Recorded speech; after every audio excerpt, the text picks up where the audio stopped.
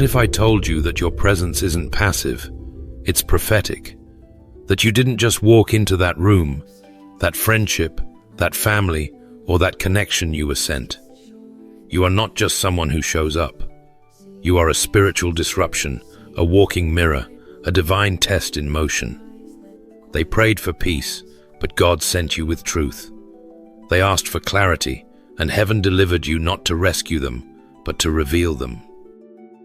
Let's get real. You've seen it.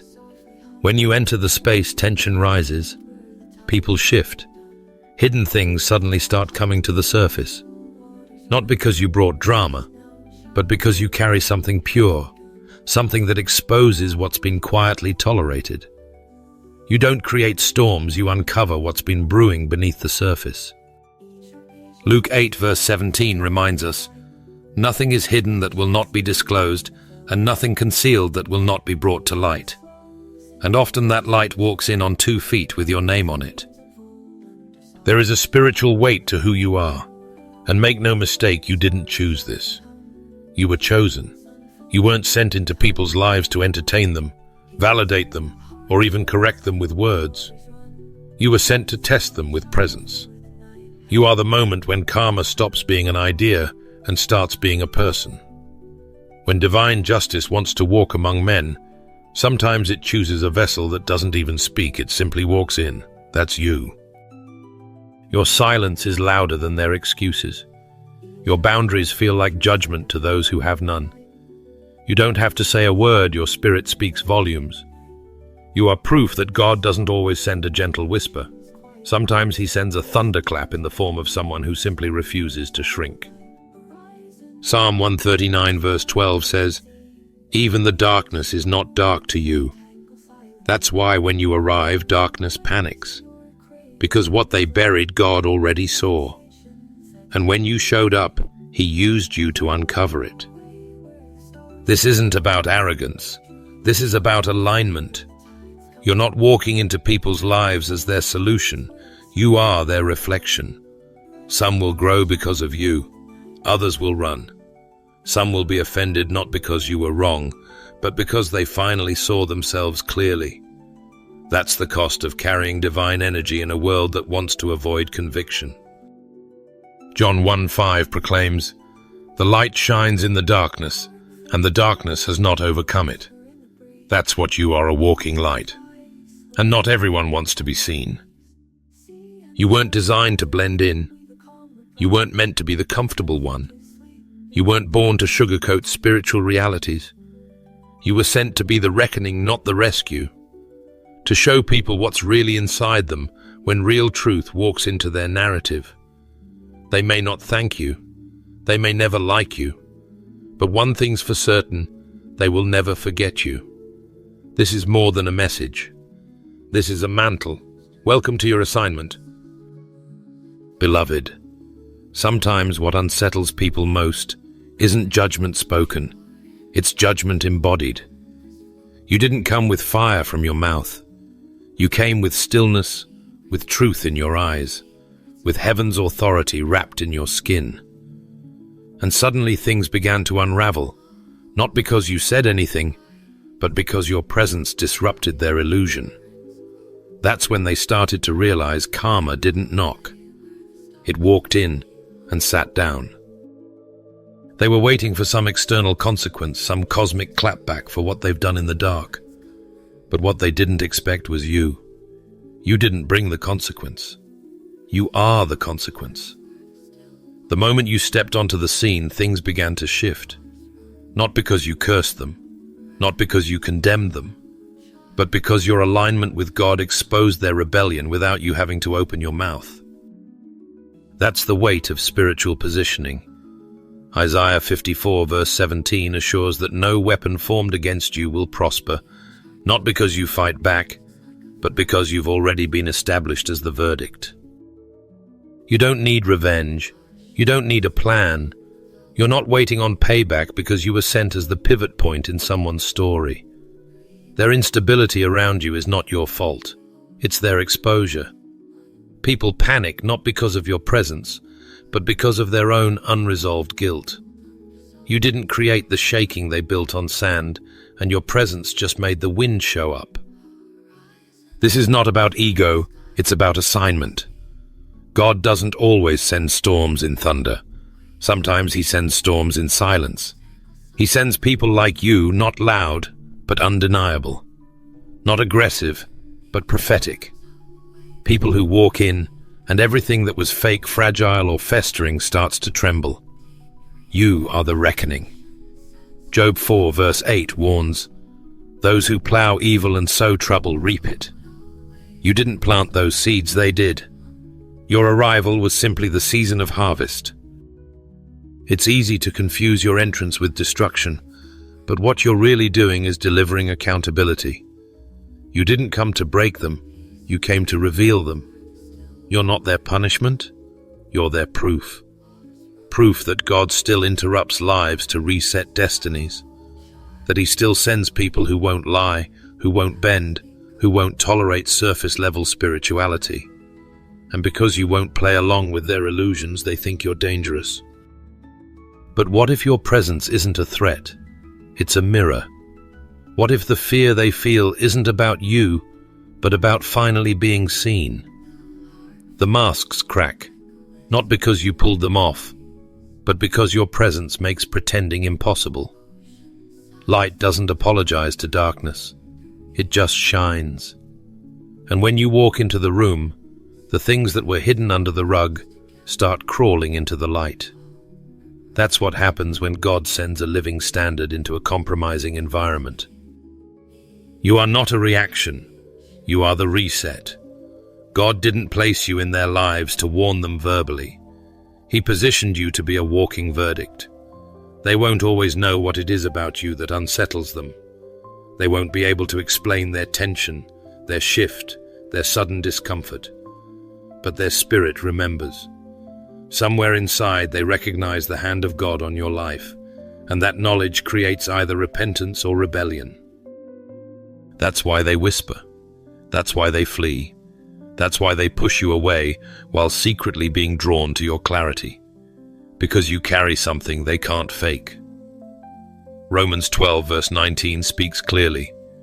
Do not take revenge, for it is written, "It is mine to avenge. I will repay," says the Lord. You don't even have to lift a finger. God does the reckoning. But sometimes he does it through the ones he sends. So let them misunderstand you. Let them call you harsh or distant. Let them create distance and name it peace. None of it changes the truth. You are the moment they cannot outrun. You are heaven's line in the sand, and whether they cross it or not, they'll never forget that God placed a living standard in front of them, wearing your name. When they threw the bait, they expected you to bite. When they lit the fuse, they waited for your explosion. But instead of reacting, you did something far more disruptive. You stayed silent. You didn't argue, defend, or unravel. You let stillness speak. And that quiet, that holy, unbothered, untouchable quiet, was louder than any words you could have chosen. It echoed through their intentions and exposed their motives with surgical precision. They wanted a scene. God gave them a mirror. Your silence wasn't passivity, it was prophecy. Proverbs 17 verse 28 gives this wisdom. Even fools are thought wise if they keep silent, and discerning if they hold their tongues. You weren't ignoring the war, you were ending it without ever stepping onto the battlefield. Because when you're aligned with God, you don't fight with fists, you fight with peace. And peace terrifies those who only know how to manipulate with noise. Manipulators thrive in storms of confusion. They feed off reaction, draw strength from chaos, and fuel their agendas with your exhaustion. But when you removed your energy, their illusion began to collapse. Because it was never real to begin with. It only lived through your engagement. And when you finally went silent, what they built on your presence began to fall apart in your absence. That's not weakness. That's authority. Ecclesiastes 3 verse 7 brings to light that there's a time to be silent and a time to speak. And you chose the sacred timing of heaven. You stopped casting pearls where only pigs were listening. You refused to waste revelation on ears committed to misunderstanding. That's not being cold. That's being strategic. That's knowing your energy is a resource, not a reaction. That's the restraint of royalty. And oh, how it shook them. They thought they'd get you to fight dirty. They assumed they could pull you into the mud and drain you of your character. But what they didn't expect was that you'd rise above the noise and simply stop speaking. They never planned for your silence to become their reckoning. Because when you walk away without screaming, without explaining, without defending, the weight of truth falls where the manipulation once stood. Exodus 14 verse 14 declares, "The Lord will fight for you. You need only to be still." That's not just a comforting phrase, it's a divine strategy. Some wars are won in stillness. Some victories look like walking away. And sometimes your silence is not just self-protection, it's spiritual positioning. You left, and the noise followed you out, because they didn't realize you were the atmosphere. Let's call it what it is. You were not avoiding conflict. You were refusing contamination. You didn't stay quiet because you were weak. You stayed quiet because you knew exactly what speaking would cost, and you chose your crown over their chaos. And that decision, that grace under pressure, that poised retreat, it did more damage to their control than any word you could have shouted. They tried to label it as avoidance, but heaven called it elevation. Because while they were rehearsing arguments in their head, you were aligning with the God who parts seas and silences storms. You became the pause that made them panic, the stillness that forced them to sit with what they created. And in that void, their true selves began to surface. Because silence strips away performance. It reveals character. It unmasks deception. They wanted drama, but you became a sermon. Your refusal to engage wasn't the end of your strength. It was the beginning of your anointing. Because silence doesn't just withhold words, it releases judgment without lifting a finger. And when you walked out, the echoes you left behind kept preaching. Not from bitterness, but from clarity. Not from revenge, but from resolve. You didn't need the last word God had already spoken. So if anyone tells you silence is weak, remind them true power doesn't prove itself. It lets the fruit do the talking. And your stillness. It was thunder in disguise. You didn't abandon the fight, you removed yourself from a battlefield God never asked you to enter. Because he had something greater in mind than winning an argument, he had vindication on his calendar. And as for those left behind in the noise, let them interpret your absence however they need to. They might twist the narrative to ease their own discomfort, but that's no longer your concern. The war didn't end with a scream. It ended with your quiet exit. And that silence. It was the loudest sound they never expected to hear. Friend, the shift didn't happen when they spoke their final word. It happened the moment they misjudged your worth. What they didn't realize, what they still might not see, is that God didn't send you into their life for entertainment, convenience, or applause. You were a divine appointment dressed in ordinary clothing, a test walking on 2 feet, a spiritual checkpoint wrapped in flesh and bone. And when they failed you, they didn't just mishandle a person, they mishandled the one heaven sent as their mercy. They thought they were assessing your character, watching how you'd react, measuring your loyalty, but in reality, the eyes of heaven were on them. What they didn't realize is that they weren't grading your heart, they were exposing their own. That's why your presence disturbed them so deeply. Not because you were a problem, but because you were a mirror. Your love was real, your truth unshakable, your discernment unfiltered. And that kind of purity is terrifying to people who've built their identity on performance. You didn't have to accuse them. You didn't have to call out their wrongs. All you had to do was be who God made you to be, and the unhealed parts of them started screaming for cover. They didn't know the test had begun, Most never do. When heaven sends a person like you, it doesn't come with trumpets or warnings. It comes quietly disguised in connection, wrapped in opportunity. And somewhere in the rhythm of daily life, the moment arrives, the choice to treat you with honor or convenience, to welcome you with integrity or manipulation. And just like that, their response writes their outcome. You were not asking for too much. You were simply offering what was rare. Matthew 25 verse 40 tells us, "Whatever you did for one of the least of these brothers and sisters of mine, you did for me." You weren't just a friend or a support or a listening ear. You were a holy test. And their treatment of you was a reflection of how they'd treat God if he stood before them in unfamiliar form. So when they chose to betray you, mock, you ignore your heart, or manipulate your presence, they weren't just losing access to you. They were forfeiting the grace that came with your presence. That grace could have elevated them, healed them, shifted their entire trajectory. But grace unrecognized becomes grace rejected. And now they're left wrestling with absence. You didn't leave because you gave up. You stepped back because they made their choice. Proverbs 26 verse 27 says, "Whoever digs a pit will fall into it. If someone rolls a stone, it will roll back on them." What they tried to trap you in has now become the weight they carry alone. And you walk away, not bitter, but free. Not burdened, but blessed.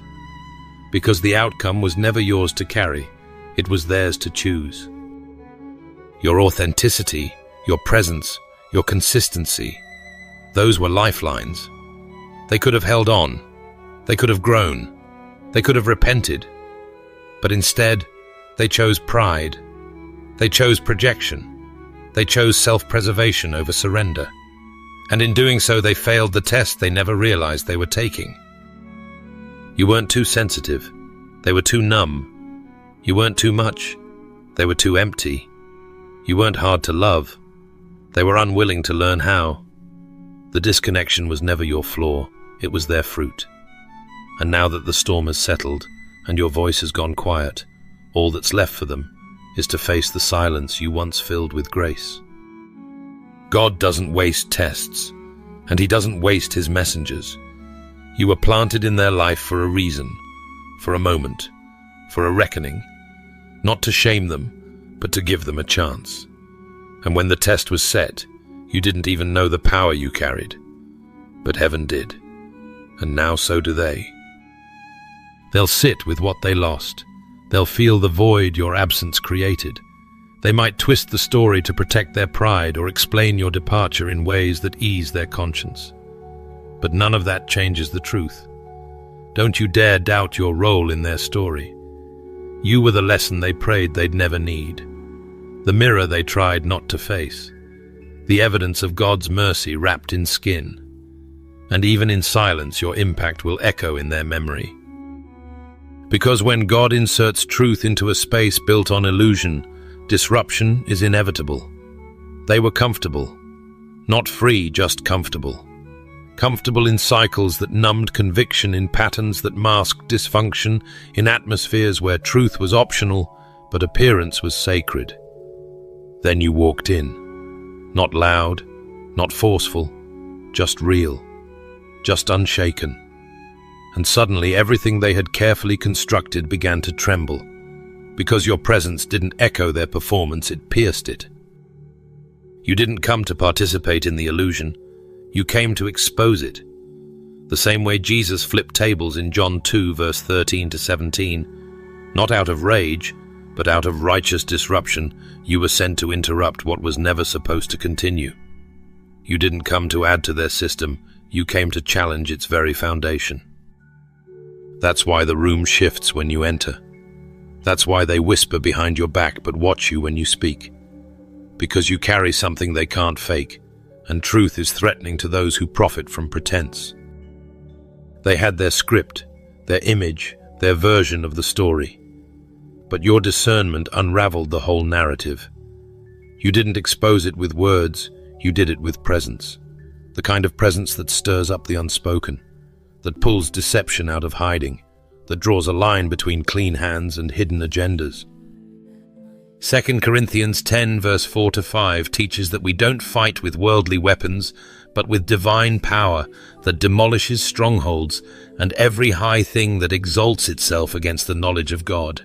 That's what your presence does. It tears down the stage where masks perform. You weren't sent to fit their comfort zone, you were sent to ignite their conscience. And it's why you feel the resistance.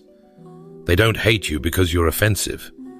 They hate that you make their cover-up impossible, that your peace exposes their unrest, that your boldness magnifies their fear, that your clarity confronts their confusion. But let them be uncomfortable, because comfort never called anyone to repentance. And you didn't come to make peace with dysfunction, you came to war for deliverance. Matthew 10 verse 34 is crystal clear. Do not suppose I have come to bring peace to the earth. I did not come to bring peace but a sword. That verse isn't about violence, it's about spiritual division. You are that sword. Not to harm, but to divide truth from lie, light from shadow, holy from hollow. They'll call you too much. They'll say you're divisive. But disruption is what happens when clarity walks in and refuses to be polite to darkness. You didn't ask for this assignment. You didn't sign up to be the one who always sees what no one wants to admit. But heaven trusted you with this sight. And now you're dangerous to deception. They can't fool you. They can't manipulate you. They can't use you to validate their illusion. Because you weren't made to decorate the dysfunction, you were made to dismantle it. You are the glitch, the crack in the system, the one the enemy didn't anticipate. They had learned how to manipulate every personality until they met yours. They knew how to spin every truth until yours refused to be twisted. You are not hard to handle, you are just not easy to deceive. And when your presence enters a room, what was hiding gets nervous. Not because you came with judgment, but because you carry light. And light doesn't have to shout to be seen. It just is, and darkness must answer to it. They'll say you cause chaos, that you stir up drama. But what they call chaos, heaven calls cleansing. You're not stirring up mess, you're exposing what was already decaying beneath the surface. Your fire isn't destruction, it's purification. Like Jesus in the temple, you're not flipping tables because you hate them. You're doing it because they forgot what the temple was for. So let them call you trouble. Let them accuse you of being too intense, too sensitive, too confrontational. Heaven isn't asking you to be accepted. Heaven's asking you to be obedient. And your obedience to disrupt is doing more than you know. It's breaking cycles. It's waking sleepers. It's confronting systems that were never of God. You are not chaos. You are correction wrapped in grace. You are the divine disruption they never wanted but desperately needed. And no matter how much they try to paint you as the problem, remember you are the answer to a cry they've been too scared to pray. You weren't sent to be liked. You were sent to be light. So keep showing up. Keep standing strong. Keep flipping the tables that never should have been built. Because when heaven sends a disruptor, it's not to destroy people, it's to dismantle what was destroying them. And often before truth is welcomed, it is first resisted. They felt it before you ever said a word. Something in them stirred, a tension they couldn't name, a memory they tried to bury, a version of themselves they had long abandoned, tried to surface, and you were the trigger, not the problem. You didn't walk in to offend them. You walked in carrying truth, and the truth doesn't always greet people with comfort. It comes to stir, to unsettle, to call forth what they forgot how to feel. There's a reason some people avoid you even though you've done nothing wrong. There's a reason they flinch in your presence even when your tone is gentle and your words are few. It's not you they fear, it's what you activate inside of them. You awaken the part of their soul that was numbed by disappointment, silenced by trauma, or camouflaged by compromise. You didn't come to be a mirror, but somehow your very being reflects back to them who they are and who they're not. And that confrontation, though silent, is holy. Some called you intense. Others labeled you dramatic, over-spiritual, too deep. But the truth is, you were sent like a wave crashing against their carefully built walls. John 16 verse 8 tells us that when the Spirit comes, he will convict the world of sin, righteousness, and judgment. You carry the residue of that Spirit. You don't have to speak conviction, it radiates off your obedience. That's why people either lean in or run the other direction. Some healed in your presence, others ran for cover, but all of them were shifted. You didn't offer soothing, you offered shaking. Because sometimes healing doesn't sound like soft music and gentle words. Sometimes it starts with disruption. It starts with a soul that hasn't been addressed in years being stirred back to life. It begins when what they buried starts gasping for air. You were the oxygen. You were the moment their numbness met the breath of God. Isaiah 61 verse 1 says, "The Spirit of the Lord is upon us to bind the brokenhearted and proclaim liberty to the captives." That's not always pretty. That's not always welcomed, but it is always divine. They wanted peace without process. They wanted freedom without facing the pain. But freedom doesn't come without exposure. And you, whether you knew it or not, were the exposure point. Not because you tried to be, not because you forced it, but because you refused to dim your light for their shadows. And light by its very nature cannot coexist with hiding. Some called your energy pressure, but really it was presence. It was the unmistakable evidence of God walking into a room wrapped in a human body. And that kind of presence demands a response. Some surrendered, others resisted, but none of them walked away the same. Because when God sends a person, he sends a provocation. You were that. You were never meant to fix them. You were meant to remind them they were broken. You were not the cure, but you were the confirmation that healing was overdue. You are not a threat. You are a threshold, a doorway between old habits and new freedom. Some walked through, others walked away, but all of them were awakened. Romans 13 verse 11 reminds us, "It is high time to awake out of sleep, for now is our salvation nearer than when we believed." That awakening didn't come through a sermon.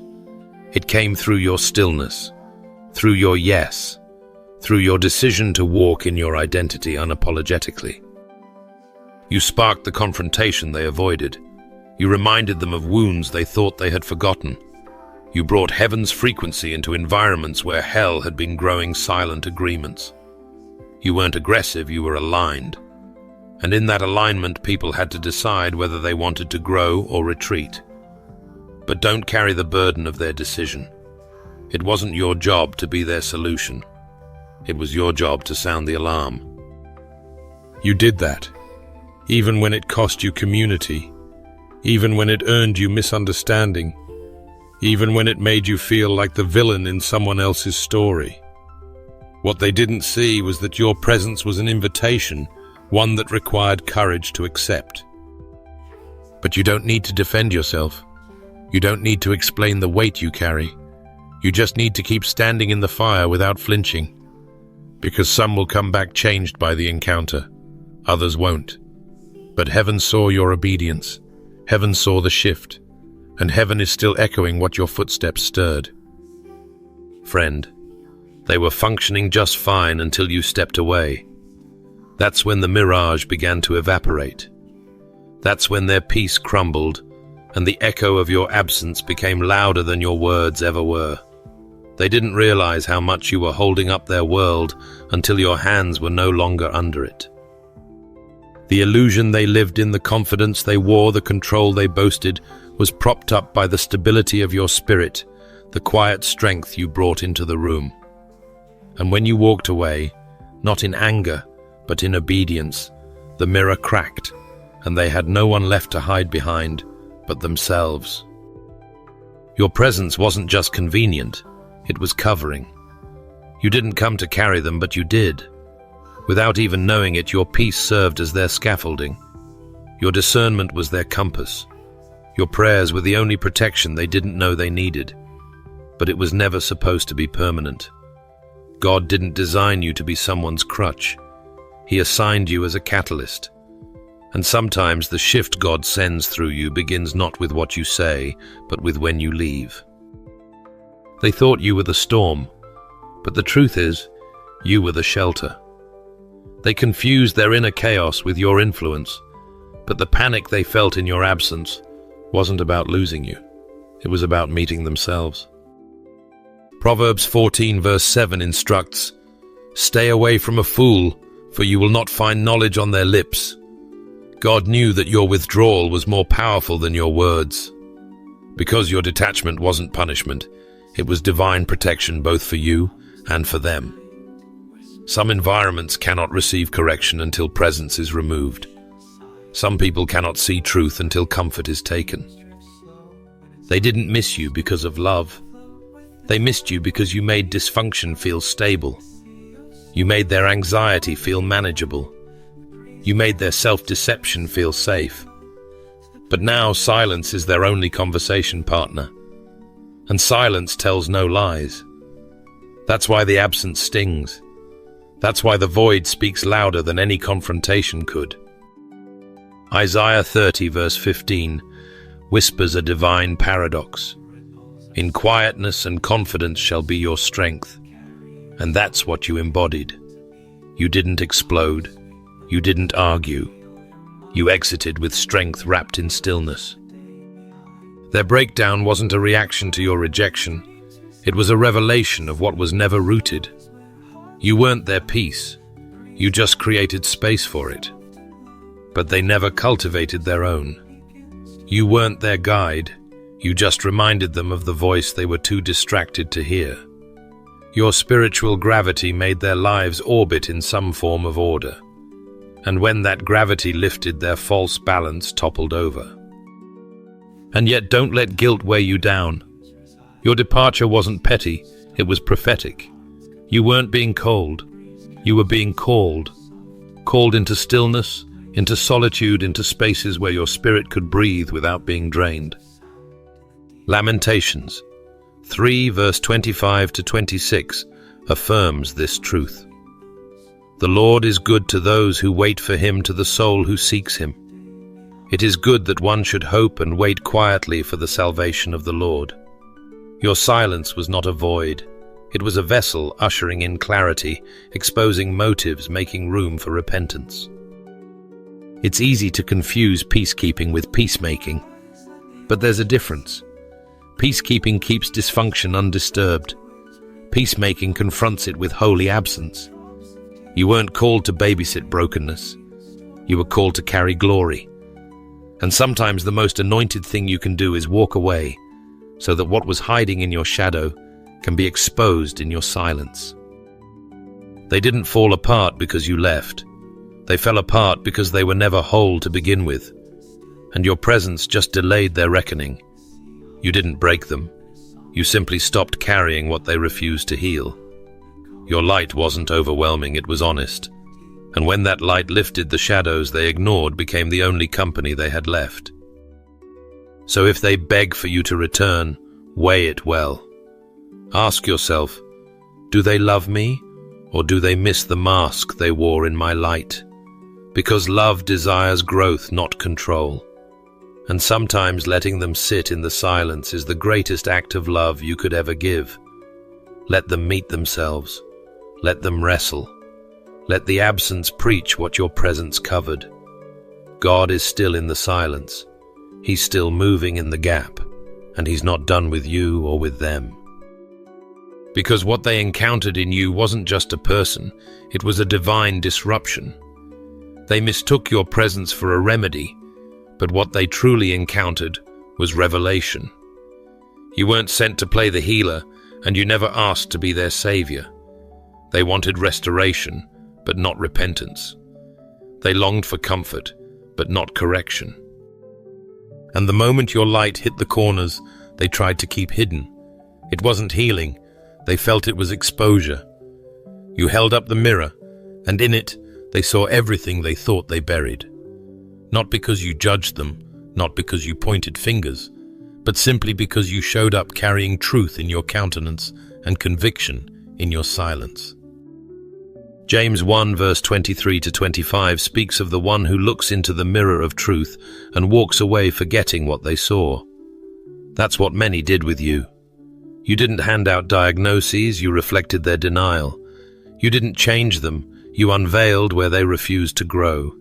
And while they smiled in your face, they wrestled in their soul. Because the moment you arrived, their well-crafted illusions began to tremble. You were never the medicine they imagined. You were the clarity they couldn't unsee. They assigned you the role of rescuer, but you never signed the agreement. What they called betrayal was actually boundaries.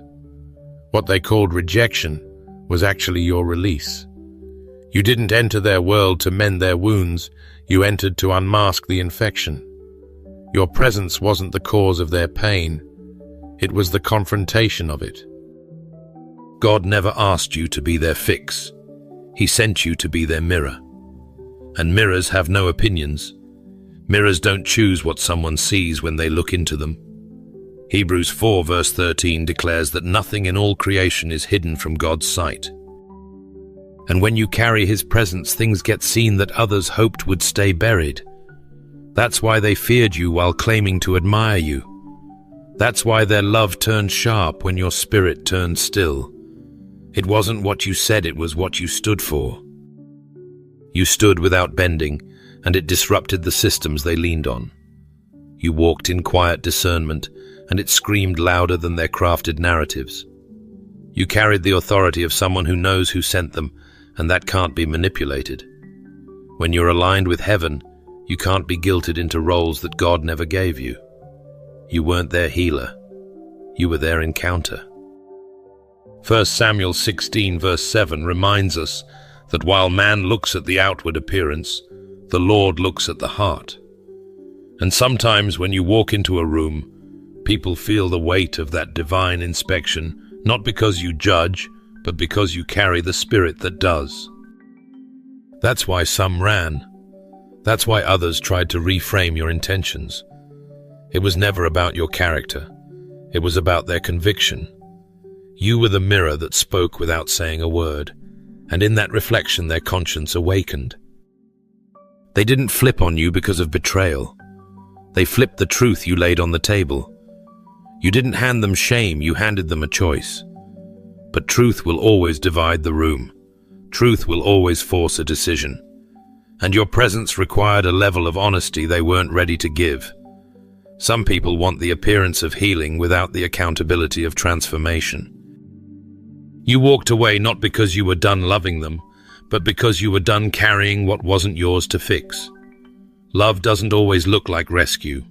Sometimes love looks like release.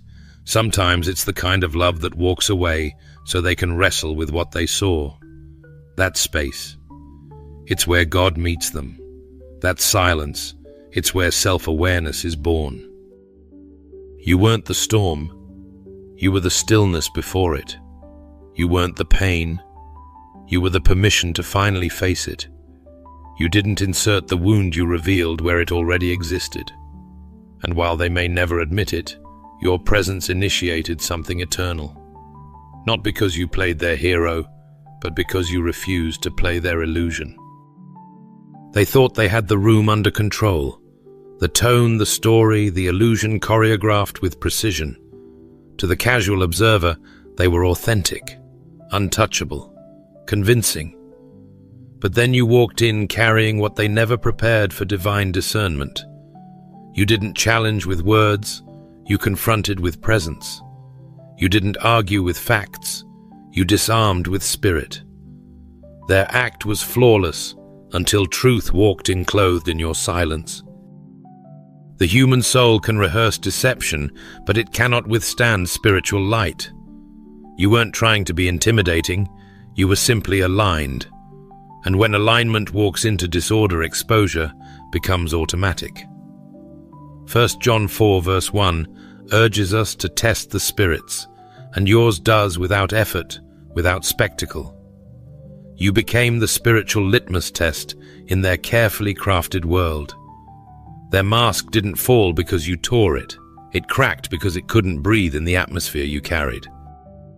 It wasn't about confrontation, it was about confirmation. Luke 12 verse 2-3 makes it plain, nothing hidden will stay hidden when heaven steps into the scene. And when you carry the presence of God, you don't need to investigate lies, they suffocate in your presence. They couldn't fake vulnerability around your authenticity.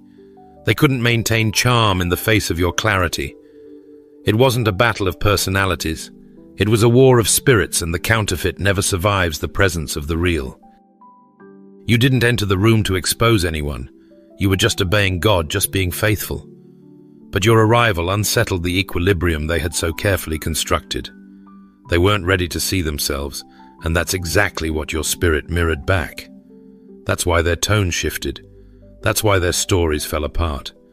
Your spirit wasn't fooled, and that terrified the part of them that depended on deception. 1 Corinthians 2 verse 15 says, "The spiritual man judges all things, but is himself judged by no one." That's what made your presence unbearable for them. It judged the unseen, not in condemnation, but in truth, not in pride, but in purity. You carried the kind of spiritual clarity that made darkness tremble. And so they did what most do when confronted by what they cannot control. They tried to shift the narrative to paint you as the disruption. But even in their retelling, the tension remained. They couldn't mask it. They couldn't shake it. Because when God marks you as a vessel of discernment, no amount of performance can hide what's rotten. You never raised your voice. You never tried to defend what heaven already validated. And yet the room knew. Your silence screamed. Your stillness spoke. It wasn't the way you moved that shook them. It was what moved within you. The atmosphere shifted not because you demanded it, but because the spirit within you governs what man can't orchestrate. You didn't come to expose the actors, you came carrying the script heaven already wrote. And they knew the role they played didn't match the lines God was speaking. You weren't hunting for deception, but you found it just by being who you are. Not because you're harsh, but because you're holy. Not because you're suspicious, but because you're spiritually awake. You walk in discernment, and discernment doesn't look for drama. It simply sees clearly. And clarity becomes confrontation, all on its own, when it walks into a room full of shadows. They couldn't manipulate the narrative around you because you couldn't be manipulated. They couldn't pull you into their fiction because your foundation was truth. And when fiction stands too close to truth, it begins to itch. That itch, that nervous energy, that shift in the air when you speak. It's because their performance couldn't hold under the weight of God's glory resting quietly on your life. You weren't trying to make a scene, but heaven always makes one when it enters through you. They had the costume, the stage, the spotlight, but your presence turned the whole production into a courtroom. You didn't bring judgment, you brought clarity, and that clarity revealed what they'd been hiding not just from others, but from themselves. What made them uneasy wasn't your posture, it was your purity. What made them shrink wasn't your accusation, it was your alignment. You didn't walk in to be noticed. You walked in because you were sent. And when God sends someone with truth in their bones and fire in their silence, every mask in the room gets nervous. Because what they felt wasn't pressure, it was presence. The truth is, you were the revelation they never rehearsed for. And even when you leave the room, the exposure remains. Because when heaven sends a light, it's not to decorate, it's to distinguish. And you, child of God, are the dividing line between the stage and the truth they can no longer pretend to be. But exposure doesn't end when light exits. It lingers. They thought silence was their escape. That time would cover the trail. That if they smiled long enough, performed well enough, and rewrote the script convincingly enough, the truth would eventually fade. But then you appeared not loud, not vengeful, not bitter, but divinely timed. You weren't the retaliation they feared. You were the remembrance they couldn't outrun. You didn't come to avenge. You came as the answer. And when heaven sends the answer, no defense can stand. There's a sacred weight to walking in truth. You didn't have to seek vengeance because righteousness already walked with you. You weren't plotting their collapse, you were proof it had already begun. Galatians 6 verse 7 declares, "Do not be deceived. God is not mocked. Whatever a man sows, that he will also reap." And your life became that reaping, not as destruction, but as divine clarity, that everything sown in the dark eventually walks into the light. You didn't knock on their door. They heard your footsteps in the distance and panicked. People can forget your kindness. They can distort your intentions. They can manipulate your silence. But what they can't erase is the alignment you carry with divine justice. And when you carry God's timing, even your stillness becomes a reckoning. They assumed your absence meant defeat, not knowing it was preparation. And when you returned, not seeking apology but walking in purpose, what they felt wasn't your ego. It was conviction. Hebrews 10 verse 30 reminds us that vengeance belongs to God and He will repay. But sometimes His repayment doesn't look like fire from the sky. It looks like you stepping into your assignment. You weren't the consequence they birthed. The consequence the moment they mishandled what heaven had sent. You don't need to explain it. Your elevation is the echo of decisions they thought were buried. Your peace is their mirror, and your peace unsettles what guilt can't silence. You carry integrity like a sword, not to wound, but to separate light from shadow. When you walk into rooms, you don't bring condemnation, you bring contrast. And contrast is all it takes for illusion to collapse. You didn't have to curse them. You just had to obey God. Because obedience doesn't just bring breakthrough, it brings justice. Deuteronomy 32 verse 35 says, "Vengeance is mine, and recompense for the time when their foot shall slip." Your emergence was timed with that divine slipping point. Not because you chased it, but because heaven scheduled it. That's why you don't need closure. You are the closure. The questions they refuse to answer now stand fully formed in your success, your healing, your holiness. What they didn't think through was that the test they failed would eventually stand before them in glory. It was never about payback, it was always about purpose. And your purpose carried a timeline that couldn't be derailed by betrayal, delay, or detour. Their manipulation didn't block your mission. Their dismissal didn't cancel your calling. Their disloyalty didn't delete your destiny. If anything, their betrayal became the background that made your favor more visible. They thought their actions had no witness, but heaven was watching. And heaven doesn't forget. Now you move differently. Not out of pain, but out of placement. You're no longer walking into rooms wondering if they remember what they did. You're walking in as the reminder, and not the bitter kind. You're the kind that brings quiet conviction and loud accountability. Your healed presence becomes the evidence that wounds never win. Your joy becomes their confirmation that God restored what they never confessed. They won't tell you this, but they feel it. Their paranoia is proof. Their distance is proof. Their tension when you enter is proof. They didn't expect you to recover. They didn't expect you to glow. They didn't expect God to vindicate so quietly. And that's what shakes them. You didn't raise your voice, but you raised the atmosphere. There's no need to gloat. There's no need to prove anything. The mere fact that you are still standing, still thriving, still aligned with God, that's the answer they hoped would never arrive. You didn't orchestrate this moment. You became it. You didn't pursue justice. You embodied it. You were not the punishment they created their own. You were the reminder that heaven keeps records and that what is sown in secret is always answered in the fullness of time. You were their test. Now you're their testimony. They thought you were just a chapter, but God wrote you in as a turning point. Whether they remember you with affection or accusation, with gratitude or discomfort, one truth remains: you were unforgettable because you carried the eternal. You didn't walk into their life as a detour. You entered as a divine intersection. You were the question they couldn't ignore, and the moment they didn't realize would define them. You weren't their enemy even when they painted you as one. You were their moment of truth, the one heaven had scheduled. What they felt around you wasn't arrogance, it was atmosphere. Your presence didn't cause their instability, it revealed it. And what many called disruption was really divine invitation.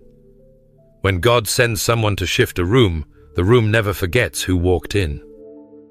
The choice wasn't in your hands, it was in theirs.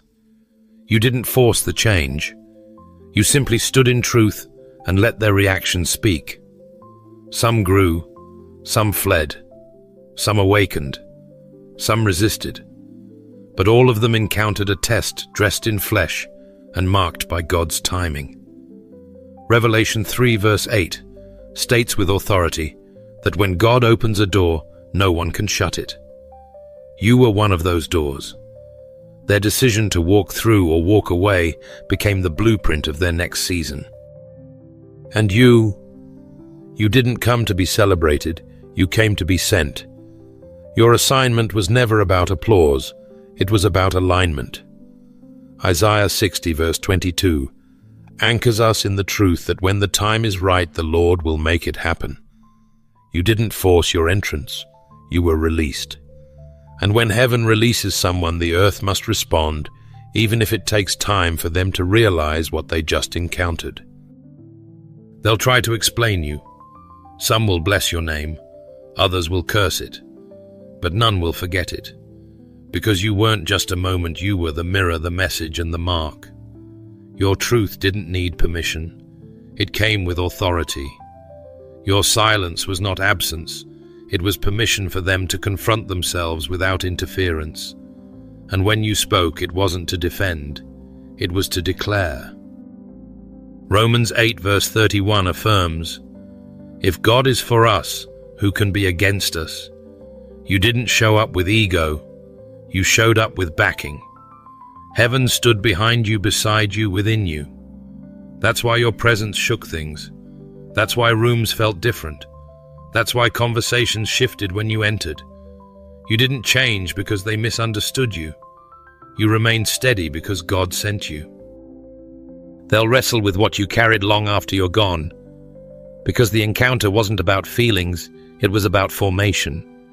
They didn't just meet a person. They met an assignment. And no one walks away from divine assignments without consequence or clarity.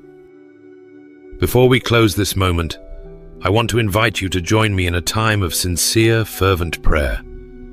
Don't just listen, pray with me. Let's enter the presence of God together with open hearts and full surrender. Let's lift our voices not for attention but for alignment. Heavenly Father, we come before you with hearts wide open, grateful for your hand that has guided us through both the hidden places and the revealed ones. Thank you for being a God who sees all, knows all, and still calls us worthy to carry your purpose in this world. Thank you for breathing life into us, even when we didn't understand the weight of what we were carrying. Lord, you've written a story over our lives that's deeper than we can comprehend. You've allowed us to walk through rooms not just to witness, but to shift. And for that, we thank you. We praise you for every moment you allowed us to stand as a vessel of truth, even when it came with rejection. We thank you that obedience always echoes even in silence. Father, for every person who felt misunderstood, who felt like their presence stirred more trouble than peace, remind them it was divine stirring. Remind them they were never sent to soothe what you meant to shake. Speak to the weary hearts who have carried assignments that felt heavier than they expected. Pour strength back into those who wanted to retreat from their purpose. Fill them again, God. Remind them that the weight they carry is holy and they were chosen for it. Help us never to confuse silence with absence. Help us never to confuse resistance with failure. Remind us that when you send us, you also walk with us. Remind us that we are not called to fit in, but to stand out in truth, grace, and power. Let us be bold without being bitter, strong without being hardened, wise without being prideful. Lord, we pray for those who encountered us and didn't understand the test they were facing. We lift them to you. Heal what needs to be healed in them. Reveal what needs to be revealed. And where they ran from truth, we ask you to call them back to it by your mercy, not our might. We don't desire their downfall. We desire their awakening. Keep our hearts clean, God. Keep us from vengeance. Keep us from the trap of needing validation. Let our security be rooted in your voice alone. Let our peace come not from people's approval, but from heaven's affirmation. Teach us to walk away when you say move, and stay silent when you say nothing. Help us to trust that being sent is enough. God, for those of us still wrestling with the weight of being misunderstood, overlooked, or falsely labeled, remind us that you are the judge. You are the one who vindicates. You are the one who makes all things known in due time. Let us walk in integrity, knowing that our fruit will speak when our words are no longer needed. And Lord, thank you. Thank you for calling us, for entrusting us, for assigning us even when it's hard. We don't take this life lightly. We don't carry this mantle carelessly. We walk humbly, but we walk boldly. We declare tonight that we will no longer shrink to make others comfortable. We will no longer apologize for the calling you placed on our lives. We are yours fully and completely. Wrap your presence around us like armor. Send us forward with grace and with fire. Let your spirit go before us, and may every room we enter be marked by your truth. Not for our glory, but for yours alone. In the name of the one who sees, who sends, and who seals us in purpose, we pray, Amen. If this message has stirred something deep within you, confirmed what you've been sensing, but couldn't quite explain, I warmly invite you to like this video, subscribe to the channel, and share it with someone who may be walking through the same silent assignment. Thank you for being part of this community. May God continue to strengthen your spirit, order your steps, and use your presence to shift atmospheres wherever you go.